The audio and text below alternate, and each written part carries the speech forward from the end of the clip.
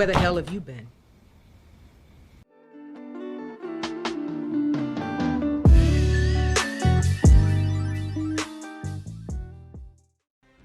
Hey guys, War Room back again.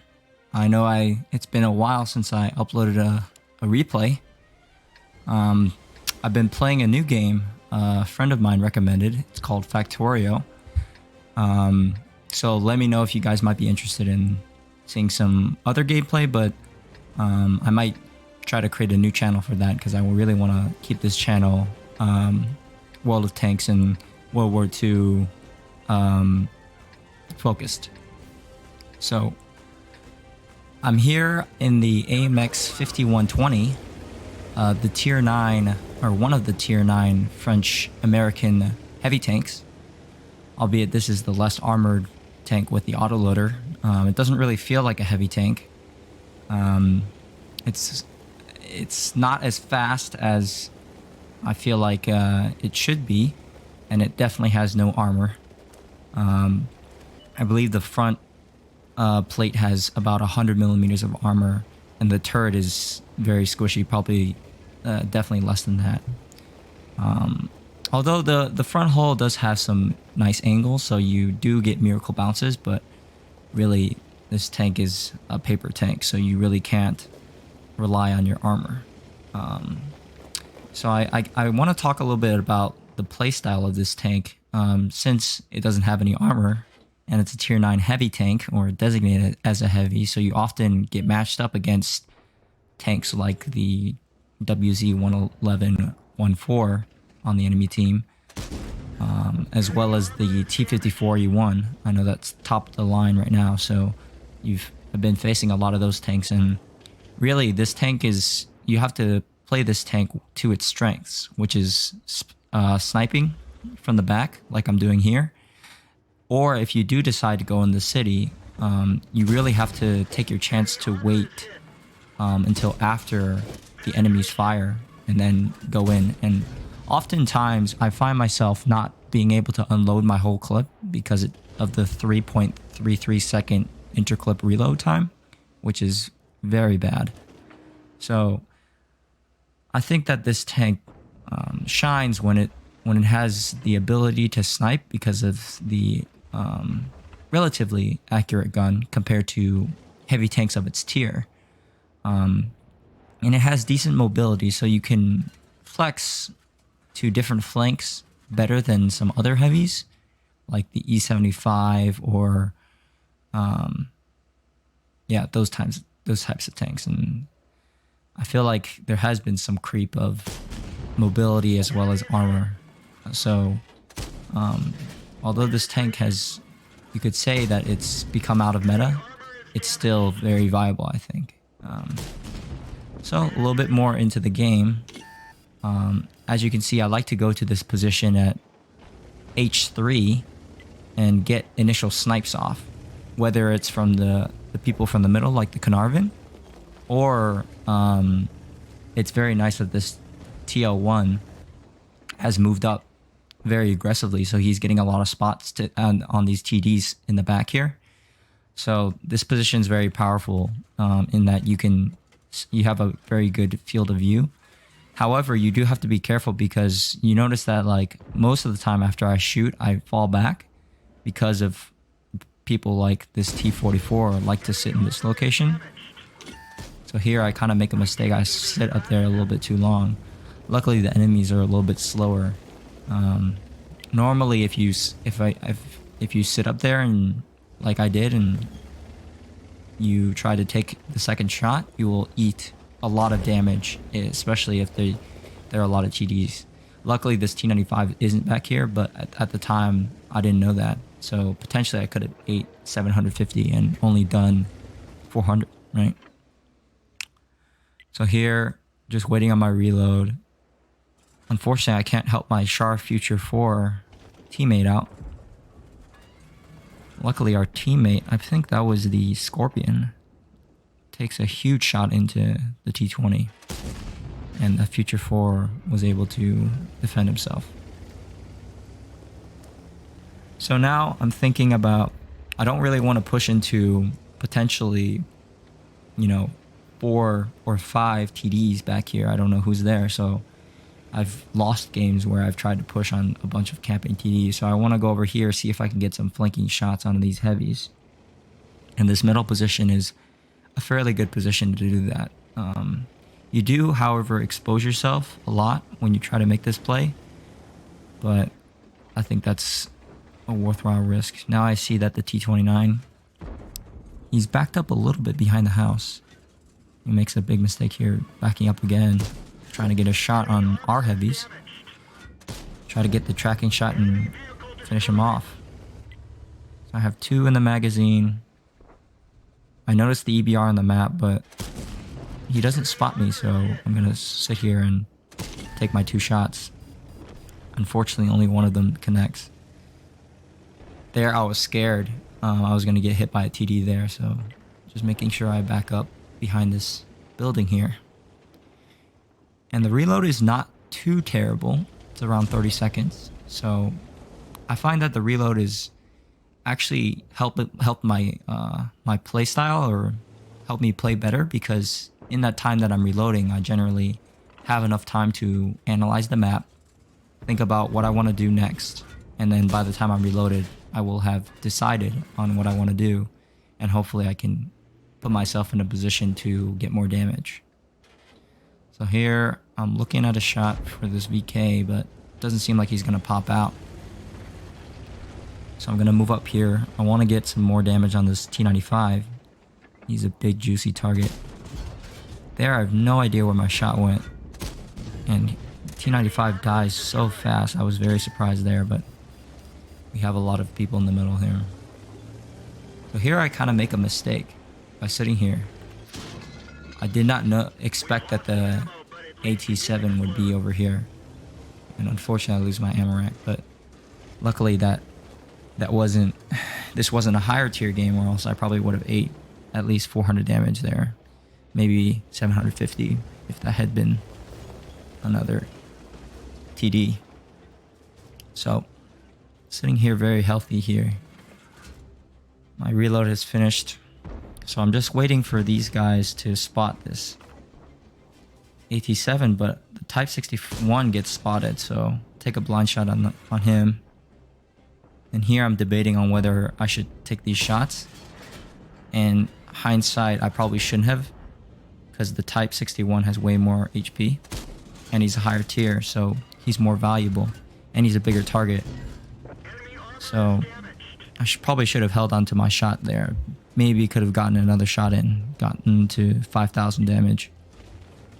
But unfortunately, the reload's not fast enough, and I don't get any damage here. So a great game. 5.5k combined. 4,700 damage in this tank. Great game.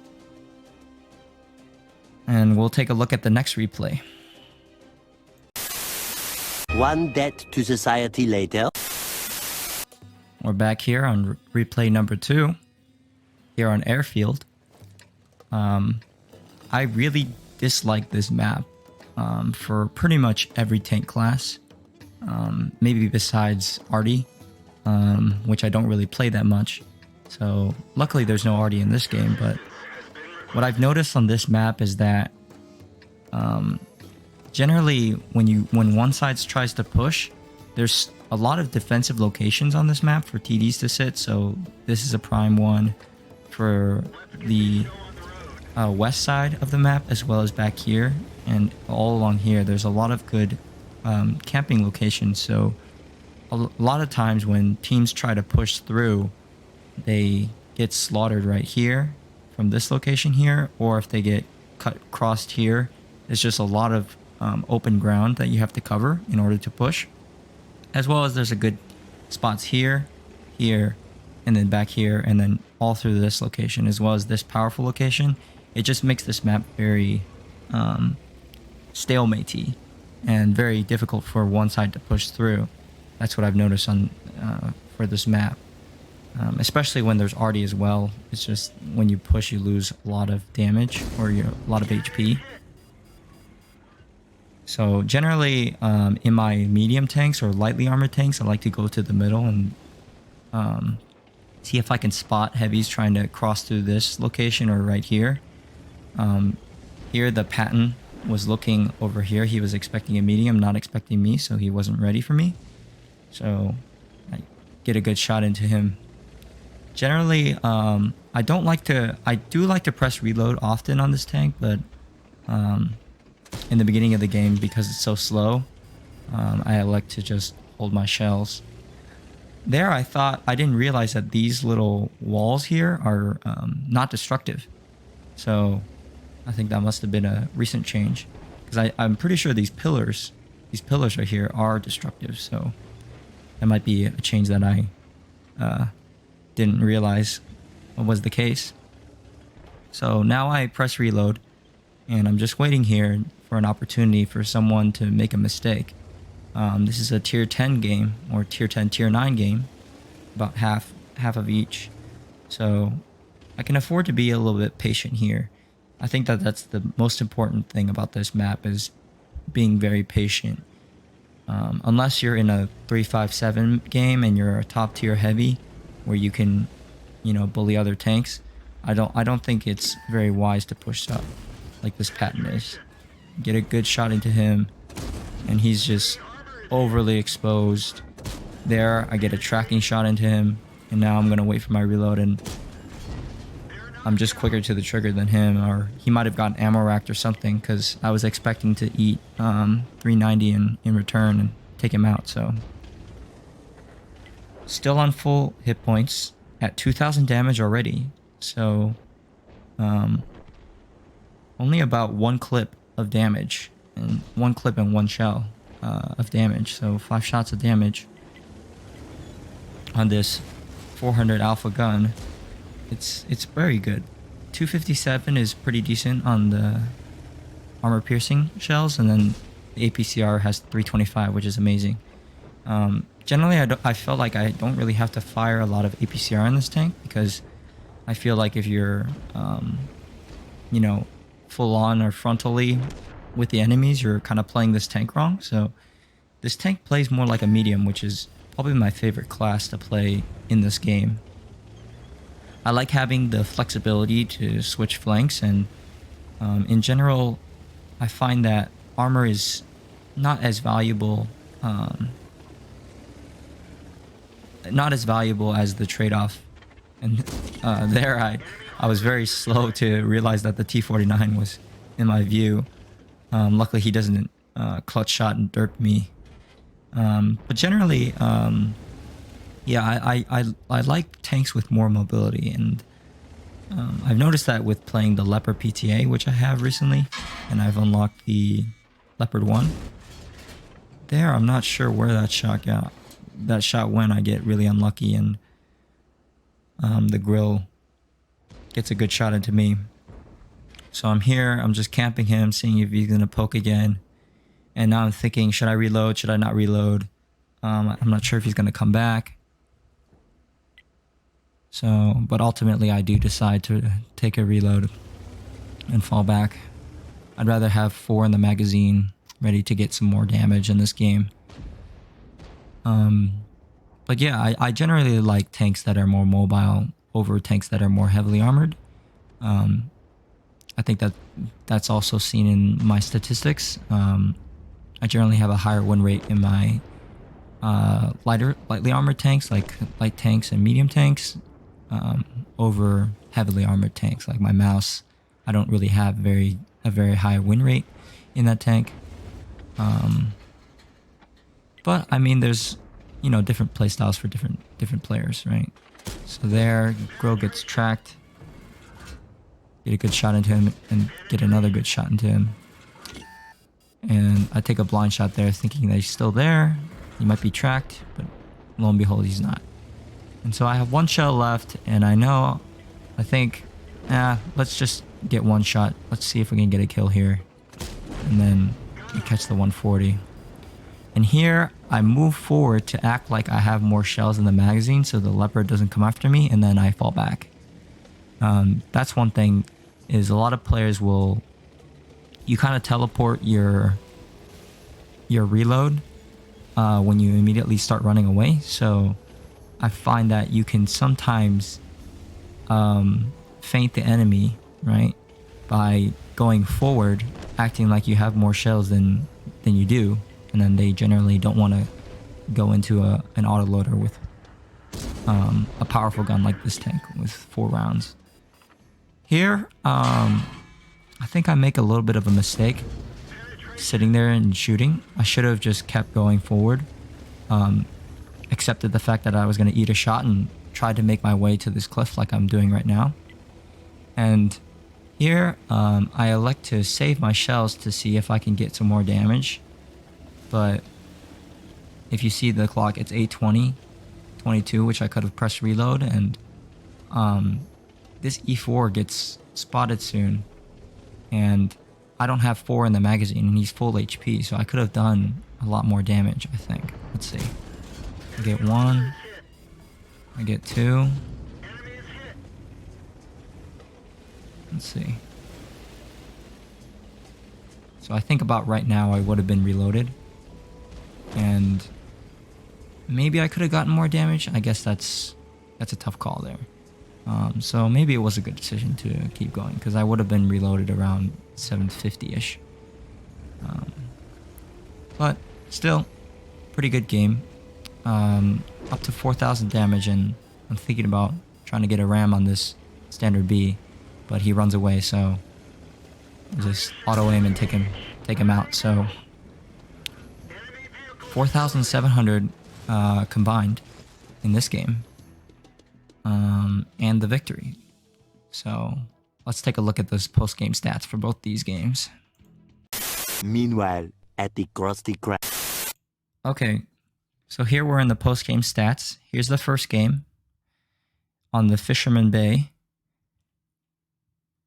This was, I didn't actually make this much credits, I believe, in this game. I think we had an event booster. And then we also didn't make this many credits because I think this was our 2 times. But we got our Confederate medal, which means we hit more vehicles than on the enemy team than anyone else on our team. And this was only a 2nd class, which is very surprising. I feel like maybe a lot of players are doing very well in this tank. So I struggled a lot at the beginning trying to learn how to play this tank. But now I think I have a little bit more of an idea. So almost 4,700 damage, 2 kills, and 1,000 experience exactly on the dot. Let's see. This was a pretty good effort by our WZ. He held that flank on the other side very well. And our Borsig, or Scorpion, did very well. That's a very powerful tank. If I were to recommend only one premium tank, I think that the Scorpion G would probably be my choice. Or that, or the Progetto. Of any premium tanks that are offered in the shop, I think those 2 are the best. The Scorpion is very good. Being a TD means that the penetration is very nice, so you don't have to fire as many premium rounds. And the playstyle is very nice because it's very mobile, and it's a TD, so you can play the camping role.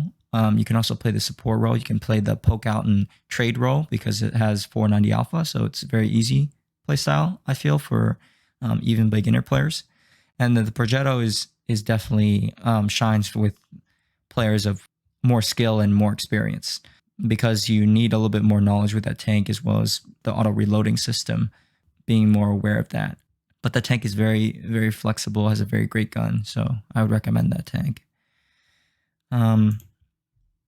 Let's see, 22 shots fired, 15 direct hits, and 13 penetrations. So very accurate gun. And most of our damage was from more than 300 meters. That's what I find when I do very well in this tank, is when in the sniping role and have more distance on my enemies, which is not really the heavy tank role. So, and we also had 1,500 assistance, which is not bad. I actually had a game in, I think it was Prokhorovka, where in the middle of the map, I was just spotting pretty much their whole enemy team. And I had over 6,000 spotting damage in this tank. And I think I had like 400 damage that game.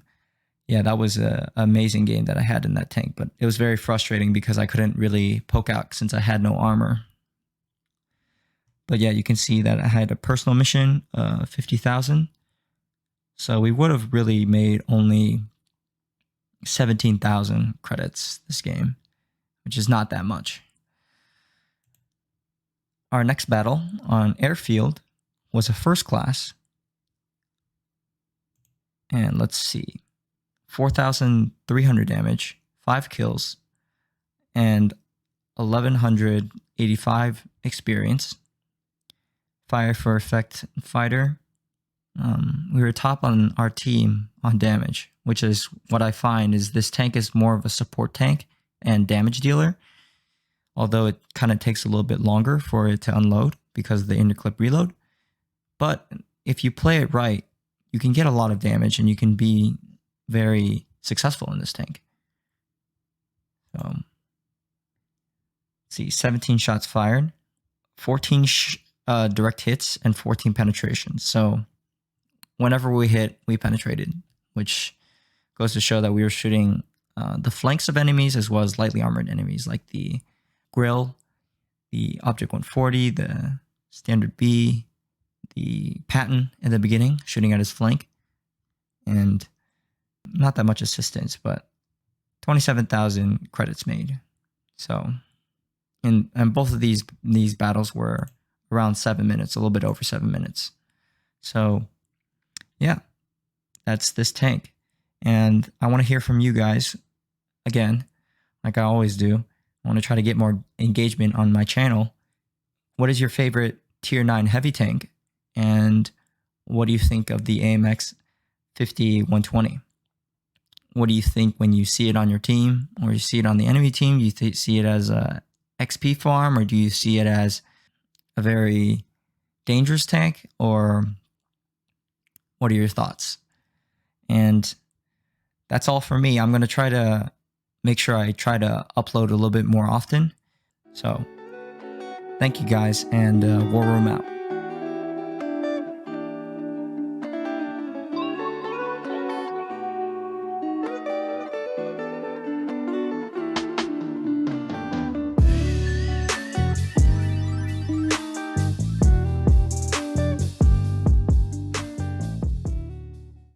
Arthur, get out of the tank.